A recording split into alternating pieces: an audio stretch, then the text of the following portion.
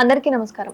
సాధారణంగా మనకి నూతన సంవత్సరం అంటే జనవరి 1 అని గుర్తొస్తూ ఉంటుంది. అసలు నూతన సంవత్సరం ఏంటి అంటే ఉగాది. సో ఈ ఉగాది నుంచి రాశి ఫలాలలో మార్పులు చేర్పులు ఏ విధంగా ఉన్నాయి అన్నది నానాజీ పట్నాయక్ గారిని అడిగి తెలుసుకుందాం.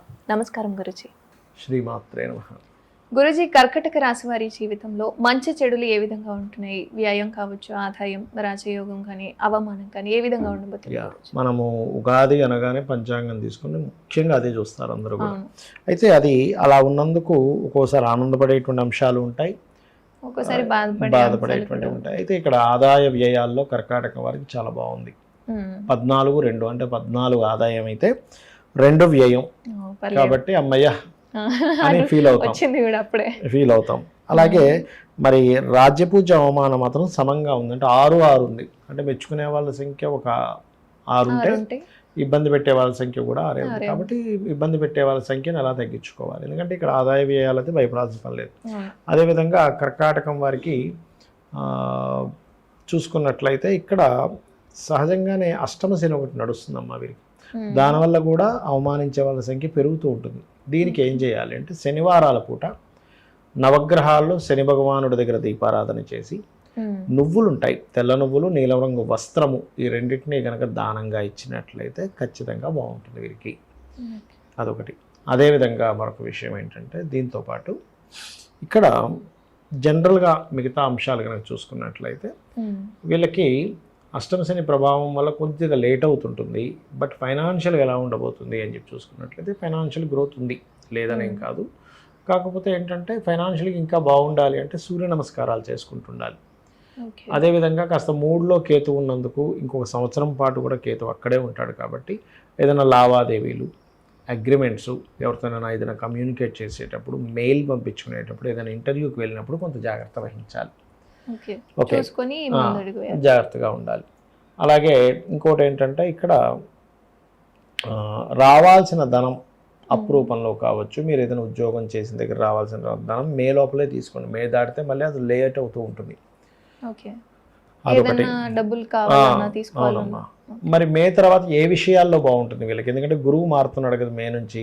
మారినప్పుడు కర్కాటకం వారికి ప్రత్యేకంగా బాగుండే అంశాలు ఏమిటంటే, ఒకటి స్నేహితుల ద్వారా సహకారము, ప్రేమ వ్యవహారాల మూలంగా సక్సెస్ ఉండడం. అంటే ఎవరినైనా ఇష్టపడ్డ వారిని వాళ్ళు ఒకే చెప్పడం, ఇంట్లో వాళ్ళు ఒకే చెప్పుకోవడము అలాంటిది.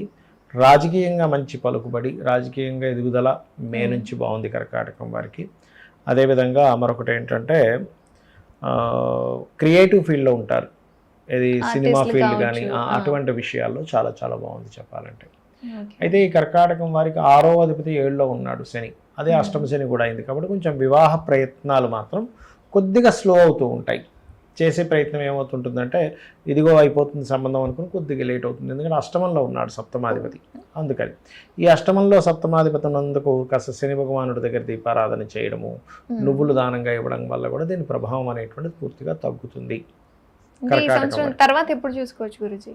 ఏదమ్మా పెళ్లి సంబంధాలు అంటే ఒకటి సంవత్సరం 3 నెలల వరకు సప్తమాధిపతి అష్టమంలోనే ఉంటాడు. కాకపోతే మరి దీనికి ఎట్లాగా అంటే లలితా సహస్రనామాలు మంత్రం చదువుకోవడమే. అంటే వాళ్ళ పర్సనల్ చార్ట్లో కనుక ఉందనుకోండి, ఇప్పుడు ఈ గోచార ఫలితం అనేది జనరల్ అందరికీ. వాళ్ళ పర్సనల్ చార్ట్లో ఇప్పుడు వివాహ యోగం ఉందనుకోండి అయిపోతుంది. కాకపోతే నువ్వులు దానంగా ఇస్తే కొంత రిలీఫ్ అనేటువంటిది వస్తుంది. ఇక ఉద్యోగ అవకాశాలు, వ్యాపార సంబంధించినటువంటివి కొంతవరకు బాగానే ఉన్నాయని చెప్పుకోవచ్చు వీరికి సంవత్సరం. దేవతారాధన చూసుకుంటే అమ్మ స్కందుని ఆరాధన చేయాలమ్మా ఎక్కువగా.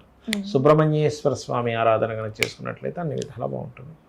గురుజీ, క్రోధినామ సంవత్సరం అని అంటూ ఉంటారు కదా, అంటే రాశి ఫలాల్లో కాకుండా ఆధ్యాత్మికంగా కావచ్చు, సాంస్కృతికంగా కావచ్చు, క్రీడలలో కావచ్చు, బయట ఏ విధంగా ఉంటుంది గురుజీ అసలు? ఒకటేనమ్మా, ఈ క్రోధినామ సంవత్సరానికి ఎవరు రాజు అంటే కుజుడు రాజు అయ్యాడు ఈసారి. ఈ సంవత్సరం రాకముందే మనం ఆల్రెడీ జనవరిలోనే ప్రిడిక్షన్ చేసాం. ఏంటి అంటే జనవరి, ఫిబ్రవరి ఆ మాసం నుంచి కొన్ని పేలుళ్ళు కావచ్చు, లేకపోతే అగ్నికి సంబంధించినవి కావచ్చు. ఎందుకంటే కుజుడు, శని, రవి కలుస్తున్నారు. రవితో శని కలిసిన, కుజుడు కలుస్తున్నా మీకు ఎందుకు ఈ మార్చి మాసం నుంచి మార్చి మాసం నుంచి పెరుగుతూ ఉంటాయి.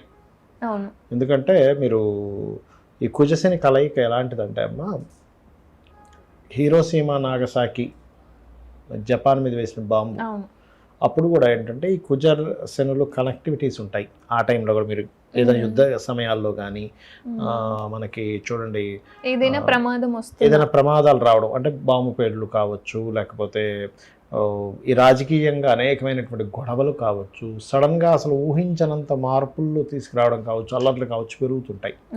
కాబట్టి కొంచెం జాగ్రత్తగా ఉండాలి. అంటే ఏంటంటే రాజులకి యుద్ధం చేయాలనే ఆకాంక్ష పెరగడం ఇలాంటిది ఇస్తుంది క్రోధినామ సంవత్సరం. ఎందుకు రాజు ఏమో కుజుడయ్యాడు.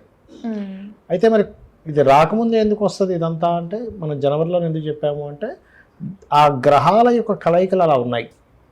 జనవరి ఫలితాల్లో కూడా చెప్పాము మనం యాక్చువల్గా, దాని ఇది ఉంటుంది అందుకని. అయితే ఇక్కడ దీనికి మరి అందరూ ఇప్పుడు చూడండి బయట యుద్ధ సంబంధించిన వాతావరణం ఇవన్నీ ఒక పక్క పెడతాయి. ఇందులో సామాన్య ప్రజలు ఇరుక్కోకుండా ఉండాలి అంటే కనుక శని కుజ గ్రహాల దగ్గర దీపారాధన చేయాలి. వారాహి అమ్మవారి అష్టోత్తరాలు చదువుకోవాలి. వీలైతే గోవులకి క్యారెట్లు బెల్లము తినిపించాలి. ఇలా కనుక చేసినట్లయితే ఖచ్చితంగా బాగుంటుంది.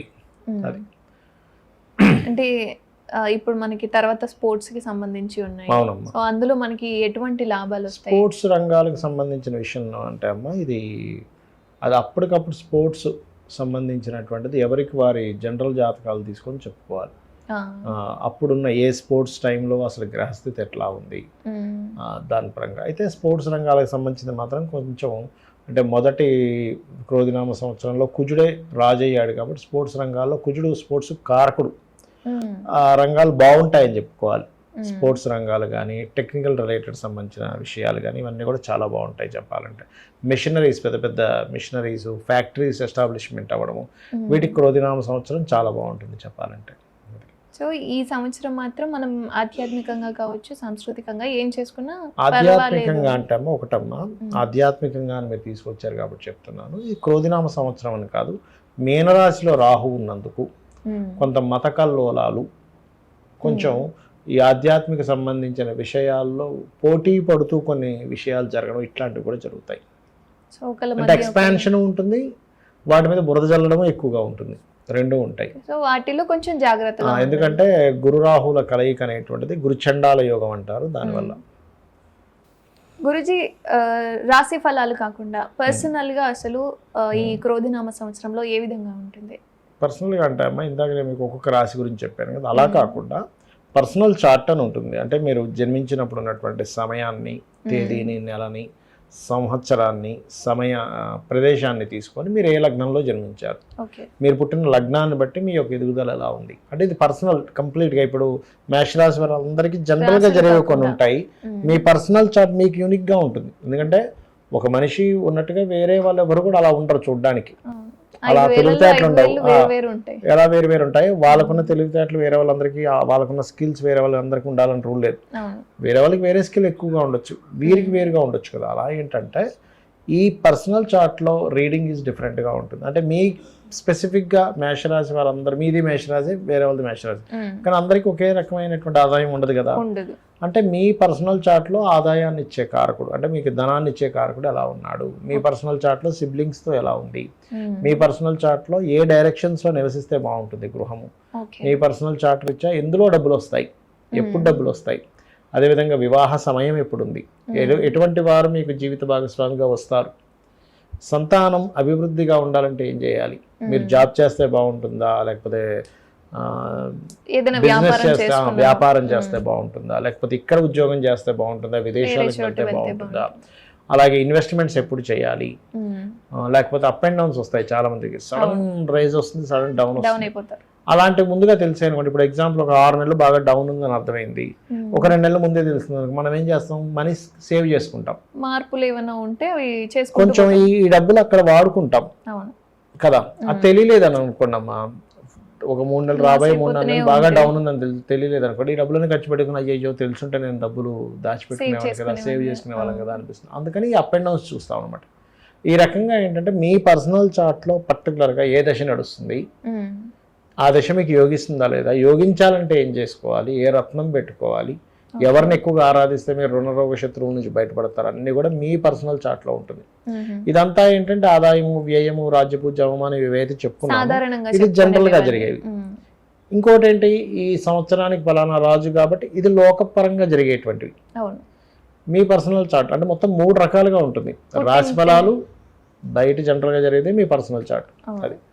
అయితే మీకు ఇప్పుడు సందేహం వచ్చేవండి, మరి నా పర్సనల్ అయితే ఇవన్నీ ఎందుకు చెప్పుకుంటున్నామని. ఇప్పుడు మీరు ఉన్నారు ఇక్కడ నుంచి మీ ఇంటికి వెళ్ళాలనుకోండి, పీక్ టైం ట్రాఫిక్ టైంలో అయితే గంట పట్టొచ్చు, నార్మల్గా అయితే 20 minutesలో పట్టొచ్చు. బయటన పరిస్థితులు బట్టే కదా మీ జర్నీ ఉంది. అవును. అట్లా ఏంటంటే మీ జర్నీ ఎంతసేపట్లో వెళ్తారనేటువంటిది మీరు ఎంత ప్రయత్నం చేసినా బయట ఉండే వాతావరణము, బయట ఉండే ట్రాఫిక్ అనుకూలించాలి. ఆ ట్రాఫిక్ ఎలా అనుకూలిస్తుంది, ఏ టైంలో అయితే అనుకూలిస్తుందని మనకి ఎట్లా తెలుస్తుందో గోచార ఫలితాలు కూడా అలాగే.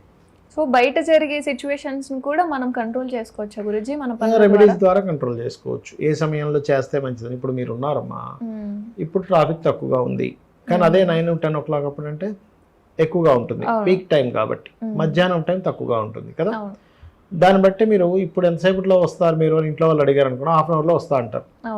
అదే మీరు ఈవినింగ్ 5 o'clock 6 o'clock అయితే ఎక్కడ 1/2 hour ట్రాఫిక్ జామ్ ఉంటుంది, 1 hour పడుతుంది అంటారు.